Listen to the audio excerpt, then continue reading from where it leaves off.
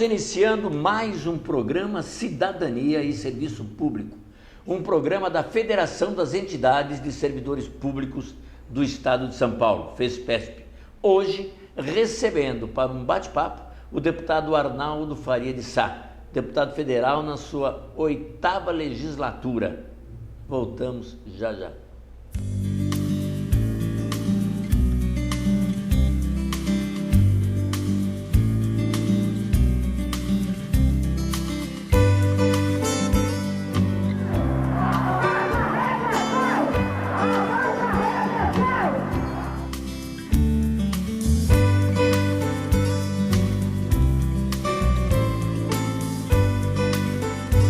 Estamos pedindo aquilo que nos é de direito.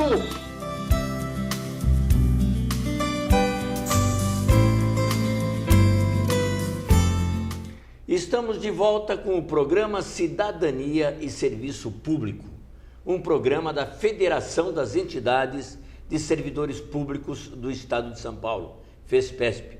E hoje vamos conversar com um deputado muito conhecido dos servidores, muito conhecido aqui em São Paulo, deputado Arnaldo Faria de Sá, que é do PTB de São Paulo. Deputado federal pelo 8º mandato, é contabilista, advogado e professor.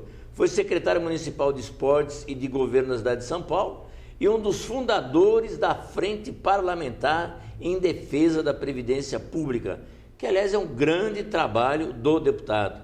Um dos principais defensores dos aposentados e pensionistas do Serviço Público e do INSS, durante as votações das reformas das previdências dos governos FHC e Lula, e o grande responsável pela aprovação em 2 turnos da PEC paralela da Previdência, emenda 47. E membro da Comissão do Estatuto do Idoso, né, deputado, que teve um grande trabalho. Verdade, Góes, é uma luta intensa. A gente sabe que das dificuldades que normalmente existem, porque o governo acha que o servidor pode ser descartado, o idoso pode ser abandonado.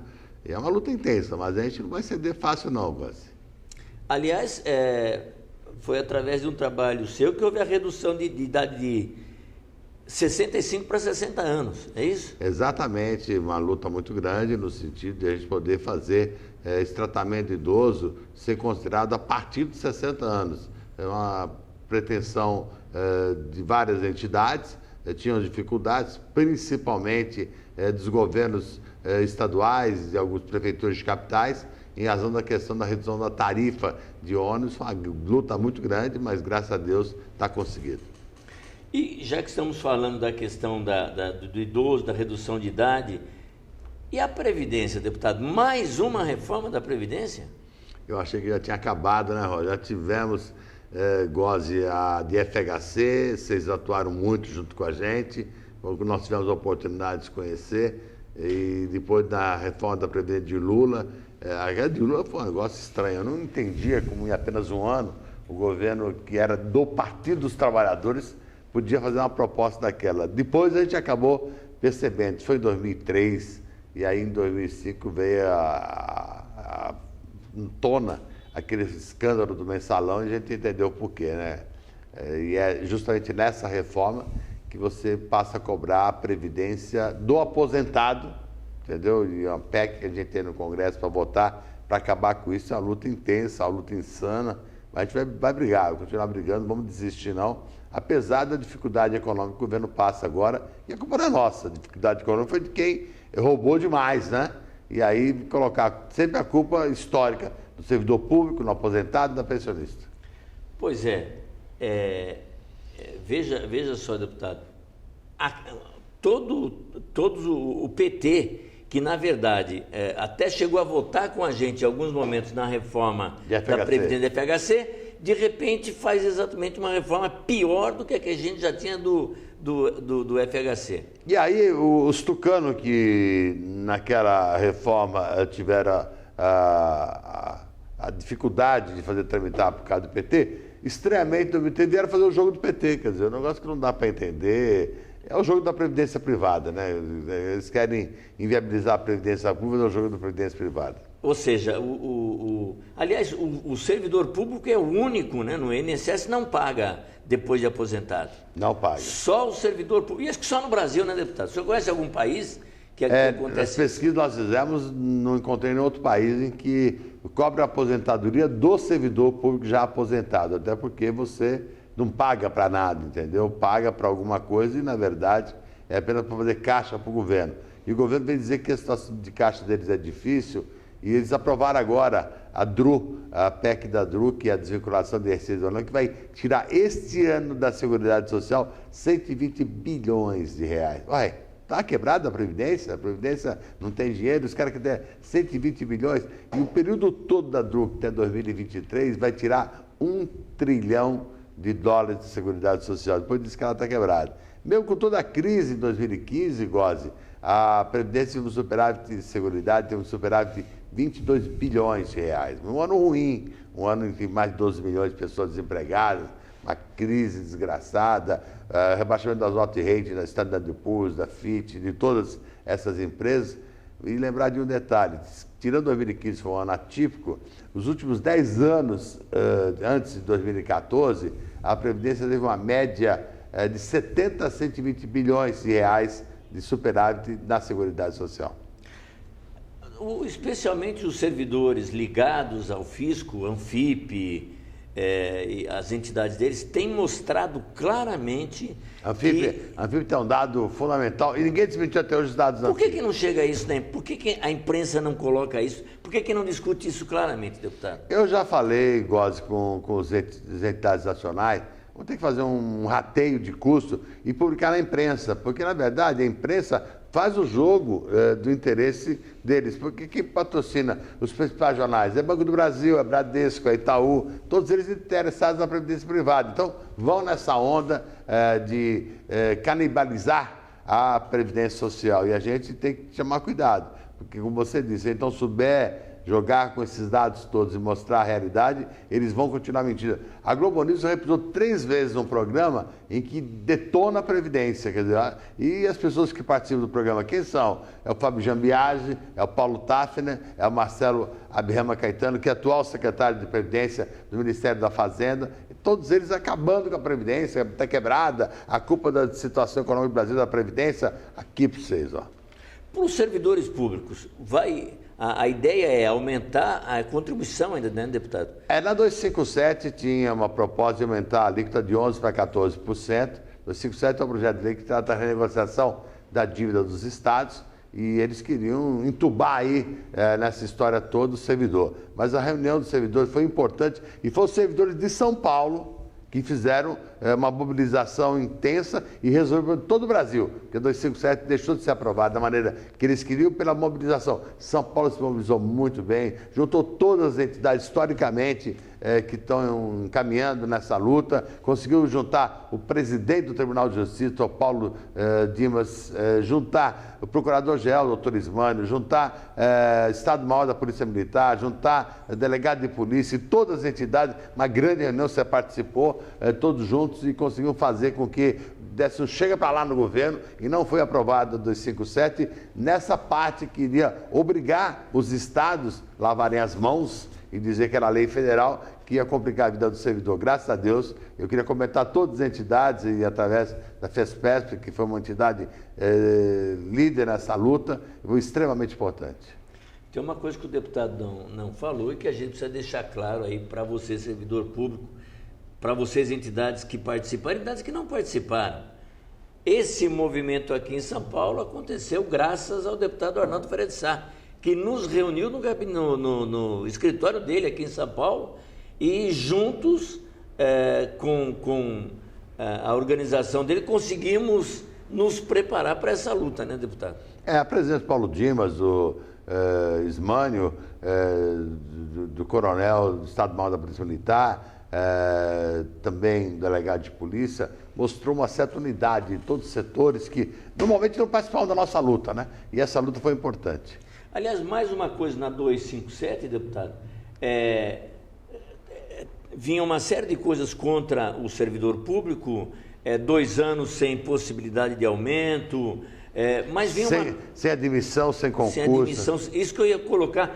que é importante não só para o servidor, para o cidadão também que está nos ouvindo. É a defesa do serviço público, não do servidor público. Imagina um sujeito que já tem problema por falta de funcionários na saúde, na segurança, no judiciário, as pessoas se aposentando ou saindo do serviço público e 2 anos sem ninguém novo no serviço público, né, deputado? É verdade, eu acho que a gente ainda tem um risco grande, Góes, além dessa luta do PL 257, tem uma PEC, a PEC 241, que é a PEC do teto de gastos. Isso, na verdade, vai impedir de você ter gastos acima da inflação para essas atividades que você falou são fundamentais. Essa PEC foi discutida na Comissão de Constituição e Justiça, infelizmente foi aprovada, está numa comissão especial, está tramitando, e a gente vai ter que ter uma grande mobilização, porque durante 20 anos será feito o congelamento de teto de gastos, uma coisa absurda de maneira geral, sem levar em consideração nenhuma necessidade, a saúde que está um caos, a educação que está um abandono, a segurança que está a própria sorte. É bom colocar porque muitos servidores acabaram achando que como a gente teve esse ganho de retirar alguma coisa da 257, que então ele estaria livre. Na verdade, esse teto... Chegando no teu teto, se eu não me engano, deputado, o senhor vai explicar melhor do que eu, esse teto é o gasto do ano passado, incluindo a inflação do período. Só. Passou disso, não tem aumento, não é isso? Tem dinheiro para nada. Não tem dinheiro para nada. Para pagar juros tem, agora, né? Mais da metade do comprometimento do orçamento é com o pagamento de juros. Então, banqueiro gosta, banqueiro está à vontade, está ganhando dinheiro. Então, banqueirada, cuidado, daqui a pouco vocês vão matar a galinha dos ovos de ouro. Voltando à questão da Previdência, inicialmente no serviço público, além do aumento, além do aumento que poderá acontecer de 11% para 14%, volta a questão da idade, né, deputado? Aumenta a idade também. Essa proposta, por enquanto, é tudo especulação, negócio, ela não foi materializada, mas o governo quer limitar o direito de aposentadoria a partir dos 65 anos e juntar tudo num balaio só, homem, mulher, sem diferença de gênero, sem diferença nenhuma, se esquecendo no caso da mulher, que ela tem a dupla jornada de trabalho, a mulher trabalha fora, trabalha em casa, alguns têm até tripla jornada, e o governo quer acabar com essa diferenciação pelo fato de dizer que a mulher vive mais. Tomara que ela viva mais mesmo, quero que ela viva mais, que o homem viva mais, e os governos estão reclamando que o brasileiro está vivendo muito. Cambada de canalha, safado, sem vergonha. Querem que morram os brasileiros? Morram vocês, porra. E estão contribuindo muito, né, deputado? Bastante. Não é só vivendo muito, contribuindo muito. Sempre, né? Né? Sempre. Contribuindo para roubo na Petrobras, nos fundos de pensão, na Eletrobras, na Nuclearbras, no BNDES. Cada dia é um escândalo novo. Cada dia é cadeia para mais um. Daqui a pouco vai faltar cadeia para esses caras. Né? No INSS, qual a mudança que se prevê? O governo quer praticamente impedir a pessoa de se aposentar, porque quer obrigar a pessoa a se aposentar, independente do tempo de contribuição, só aos 65 anos. Quer dizer, pode ter trabalhado 35 anos, mas chegou nos 65 e não vai se aposentar. Uma coisa absurda. Mas lembrar de um detalhe, a partir dos 50 anos, a pessoa não tem mais empregabilidade. Hoje, todo o universo de desemprego brasileiro, de 12 milhões de pessoas, está contando o chamado trabalhador da economia ativa. Mas você tem que considerar também essas pessoas que não encontram o mercado de trabalho depois de 50 anos, e aí como que a pessoa vai, sem trabalhar, contribuir para poder se aposentar? Na verdade, o que eles querem é isso, é criar um fosso em que a pessoa perca direito à sua aposentadoria. Dizem que a aposentadoria está muito cara para o Brasil, só que é o seguinte, eles têm que falar a verdade. Mais da metade dos benefícios pagos pela Previdência Social não são de Previdência Social, são de assistência social. Aposentadoria rural, LOAS, renda mensal vitalícia, isso não pode ser colocado como encargo da Previdência Social. Isso tem que ser do Tesouro. O orçamento tem que bancar isso e não a Previdência Social. E aí você tem uma outra distorção muito grande de você querer cortar as aposentadorias por invalidez, cortar os auxílios-doença. Imagina a pessoa que está doente, está afastada há 10, 15 anos, saber que ela pode perder a sua aposentadoria, somatizou a sua doença, vai aumentar o seu problema, ele vai ficar apavorado. E outra, eles foram tão inábeis que quando fizeram essa medida provisória 739, não respeitaram uma situação de lei, a lei 13.063, que diz que as pessoas com mais de 60 anos não podem ter perícia médica em aposentadoria por invalidez. Ou eles não conheciam a lei, ou quiseram passar por cima da lei, mas a gente foi lá e mostrou. Essa lei é uma lei apresentada pelo senador Paulo Paim, lá no Senado, e eu relatei essa matéria na Câmara, e desde 2014 já é lei. Os desavisados, os burros do governo, anotem para seus alfarrábios isso. Agora, o governo está nessa de manda a reforma agora, manda a reforma depois da eleição, manda a reforma no início do ano que vem, da Previdência. O que está segurando? A eleição, deputado? Na verdade, eles estão com medo do impacto de uma provável reforma, porque ele tem maioria parlamentar para aprovar, essa é a verdade, mas ele não tem apoio popular. Na rua, a sustentabilidade do governo Temer é muito complicada, e fazer uma reforma dessa sem apoio popular é muito difícil. E eu sei que vai ter problema. Então, na verdade, ele disse até que, quando não apresentou a proposta no momento anterior, que ele não era idiota de fazê-lo. Se ele não é o idiota, quem são os idiotas? Somos nós? Agora, de qualquer forma, entidades, servidores e mesmo cidadão do INSS e tal, tem que estar muito preocupado e já preparado para a luta, né, deputado? Muito preocupado. Para não ficar esperando e aí, aproveitando essa deixa do gosto, se você tiver, no caso do homem, 35 anos de contribuição, ou a mulher, 30 anos, peça a sua aposentadoria, faça o agendamento. O agendamento vai demorar, porque normalmente está se agendando agora já para o ano que vem, tá? Mas você faz o agendamento para garantir o seu direito. 15 dias antes de vencer o agendamento, quando você tiver que ir à Previdência, faça um novo contato. Se a reforma não for apresentada, cancele aquele agendamento e faça um outro. Quer dizer, você se garante e não executa. Quer dizer, você deixa a bola na marca de pênalti, chuta ou não chuta. Aí você tira a bola de campo. E aí é o jogo que eles estão querendo fazer. Agora, encaminhando a lei para a reforma, deputado, o que vai acontecer no serviço público é que vai ter uma enxurrada de aposentadorias. Porque hoje muita gente já tem tempo de aposentar, como ele não se aposentando, ele deixa de pagar aqueles 11%. O abono, né? O abono, e veja bem, e vai entrar naqueles 2 anos que provavelmente não terá nenhum concurso. Vai acontecer o que com o serviço público? Hoje em dia o serviço público existe por causa de todos aqueles que continuam trabalhando, mesmo tendo condição de se aposentar, como você lembrou. Porque ele tem um abonozinho, quer dizer, ele não vai pagar a contribuição porque já chegou no seu tempo, continua trabalhando, e se aposentar, ele ainda vai pagar os 11 por fora. Então, quer dizer, ele acaba tendo um ganho continuando na atividade. E, logicamente, com a sua experiência, com essa capacidade é fundamental. O Poder Judiciário, se o governo não tiver cuidado, vai sucumbir a hora que entrar uma proposta dessa. Vai todo mundo se aposentar. Aí o cidadão está perdido, né, deputado? Verdade, está perdido, a situação está complicada. Isso vai acontecer na segurança pública, vai acontecer no judiciário, vai acontecer na área da saúde, vai acontecer na área da educação. É um caos, entendeu? Quer dizer, já é ruim o serviço público por falta de recursos. Vai ficar pior ainda por falta de funcionários. Um outro assunto importante, e o senhor, ao chegar aqui no estúdio, nos falou que encontrou com o nosso presidente do Conselho, Júlio Bonafonte, atrás da defesa da questão dos precatórios alimentares. Continua a história dos precatórios alimentares, né, deputado? Na verdade, o que acontece é que os governos querem empurrar com a barriga e não querem pagar. E a gente precisa denunciar claramente. Os maiores devedores em totalidade de recursos de precatório são do Estado de São Paulo e a Prefeitura de São Paulo.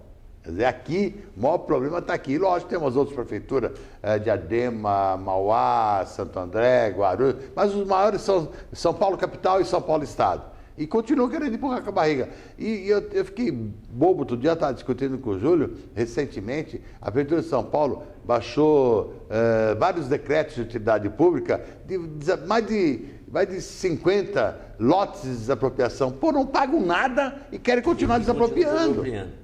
São sem vergonha. Quer dizer, eu acho que não tem responsabilidade. Eu tenho participado de alguns movimentos aí contra a desapropriação, justamente o que pega mais é isso. Os governos não pagam e querem continuar desapropriando. Quer dizer, então é uma coisa absurda. E o pior, tem algumas desapropriações aqui em São Paulo, desse decreto de utilidade pública, desapropria para poder fazer uma garagem de ônibus que vai ser utilizada por uma empresa privada. É um negócio absurdo. Quer dizer, de uma licitação de transporte público, está suspenso pelo Tribunal de Contas do município. Então, os caras perderam a vergonha, e por isso que o povo tem que ir para cima mesmo. Conversamos no nosso programa de hoje com o deputado Arnaldo Faria de Sá, deputado muito conhecido dos servidores, muito conhecido do cidadão, muito conhecido dos aposentados, aonde ele tem a sua grande luta, o seu grande debate a nosso favor. Fiquem agora com o nosso noticiário.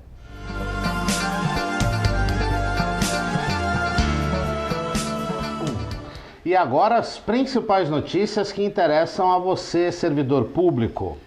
A proposta de emenda constitucional 241 de 2016 foi aprovada na tarde da última quinta-feira, dia 6, na comissão especial que analisa a proposta. A proposta teve 23 votos favoráveis e 7 contrários e foi enviada ao Congresso Nacional em junho deste ano pelo governo Michel Temer e deve ir a voto no plenário da Câmara dos Deputados já na próxima semana. A aprovação do texto conta com forte empenho também do presidente da Casa, o deputado Rodrigo Maia, do DEM. A PEC, como nós já tivemos a oportunidade de dizer em outros noticiários e programas de TV, é ruim ao funcionalismo e ao cidadão em geral, pois o projeto prevê a limitação de gastos públicos federais por 20 anos e acaba com a atual vinculação de receitas para gastos com saúde pública e educação, previstas na Constituição Federal de 1988. A função é economizar recursos das áreas sociais para garantir a chamada responsabilidade fiscal, ou seja, a manutenção do pagamento de juros e de amortizações da dívida pública. Tendo em vista a greve dos bancários encerrada após 31 dias na semana passada, a São Paulo Previdência informa que os aposentados e pensionistas que fazem aniversário no mês de outubro e que não puderam, que fazem aniversário no mês de setembro e que não puderam se recadastrar devido ao período de greve, devem fazê-lo até o final do mês de novembro. Aí sim, se não fizer, fica sob pena de suspensão do seu pagamento caso o procedimento não seja realizado neste período. Então, só para confirmar, você que é vinculado ao SPPrev, que aniversaria em setembro e ainda no comecinho de outubro, a São Paulo Previdência permitiu, através de um decreto interno, que você possa se recadastrar, o recadastramento que é feito anualmente, até o final do mês de novembro. E mais uma paulada no serviço público. O governo federal estuda reduzir o salário inicial de algumas carreiras do funcionalismo público diante da pressão para cortar gastos. A ideia é diminuir valores dos salários de ingresso no serviço público, considerados altos, e ampliar a distância em relação à remuneração recebida pelo profissional no final da carreira. Hoje, algumas categorias de servidores recém-aprovados em concurso recebem salários muito acima dos registrados na iniciativa privada. A FESPESP, a nossa federação, entende que tal medida visa mais uma vez prejudicar o servidor público e a boa qualidade na prestação dos serviços públicos.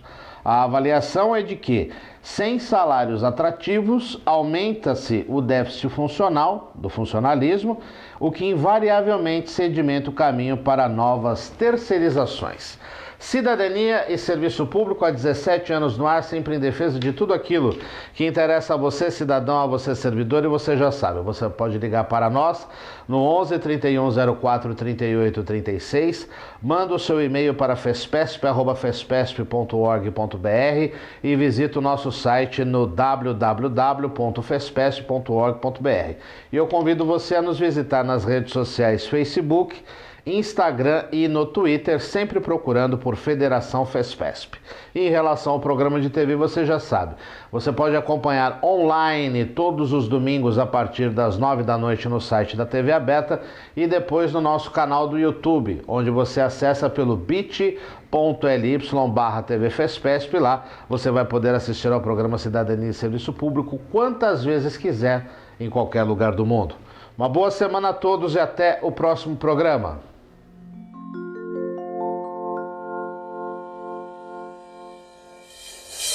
A missão da Pública compreende acolher e representar os servidores públicos em âmbito nacional de forma afinada com suas peculiaridades e características. Na qualidade de Central Sindical do Servidor, a Pública é fundada sob o prisma de uma nova dinâmica na moderna sociedade brasileira. Por isso, terá como uma de suas prioridades inspirar o sindicalismo com boas práticas de gestão, transparência e diálogo permanente com todos os agentes públicos e organizações da sociedade civil. Os interesses são convergentes, afinal, a valorização da carreira do servidor depende da compreensão de que os bons serviços públicos são vitais para a qualidade de nossa democracia e dos índices de desenvolvimento humano de nosso país. É a Pública pelo público.